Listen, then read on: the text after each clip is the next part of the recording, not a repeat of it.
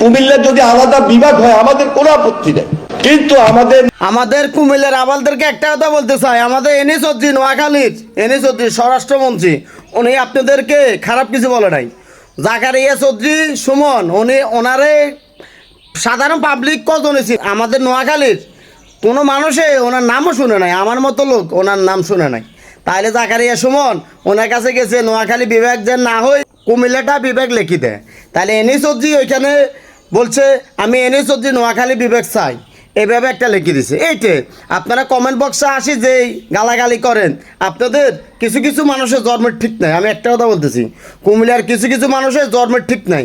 আপনারা এই ভিডিওটা দেখেন, এনি সাহেব কি খারাপ কিছু বলছে? উনি বলছে নোয়াখালী বিভাগ চাই, উনি নোয়াখালীর অভিভাবক। যারা এনি চৌধুরীকে ভালোবাসেন তারা সবাই একটা একটা লাইক করবে, একটা একটা শেয়ার করবেন। এই ভিডিওটা আজকের 10 লাখ ভিউজ হইতে হবে, 10 লাখ।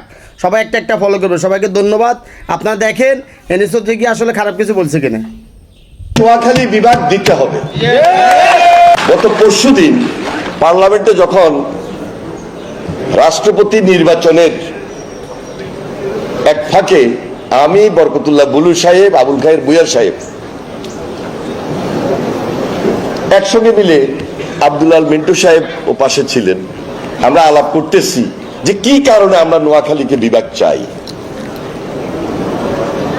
আমার কাছে সিগনেচার নেওয়ার জন্য আসছিল কুমিল্লা বিভাগের এক নেতা, যে কুমিল্লা বিভাগের কে আমরা যেন সমর্থন করি, একটা সিগনেচার বা একটা সুপারিশ করি। তো বরকতুল্লাহ বুলু, আবুল খায়ের বুয়া সাহেব, তারপরে আমাদের মাহমুদুল খোকন ভাই উপস্থিত ছিলেন। খোকন ভাই শুনছেন কিনা আমি জানি না, আমার মনে হয় শুনছেন। তো আমাদের গণপূর্ত মন্ত্রী, ভিডিওটা সবাই শেয়ার করবেন, সুমন সাহেব, জাকারিয়া সুমন, সে আসছে আমার সুপারিশ দিতে। আমি কিন্তু সুপারিশ করে বলেছি,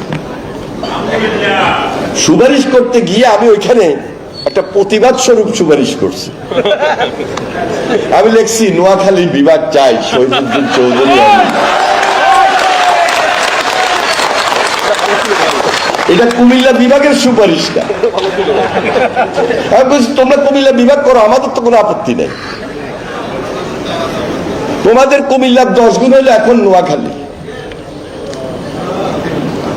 আমরা ইচ্ছা করলে আরো 3টা ডিস্ট্রিক্ট বাড়াইতে পারি।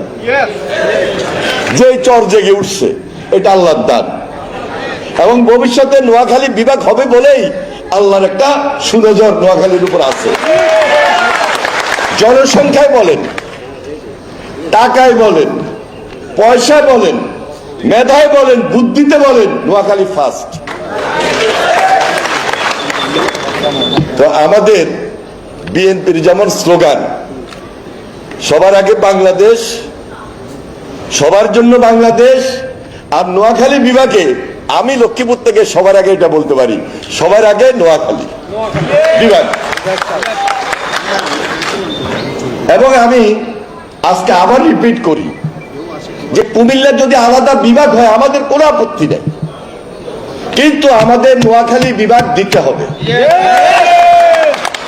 এটা আমাদের সেন্টিমেন্ট, এটা আমাদের স্পিরিট, এটা আমাদের বুদ্ধি, জ্ঞান, সবকিছু মিলে নোয়াখালী বিভাগ হইতে পারে।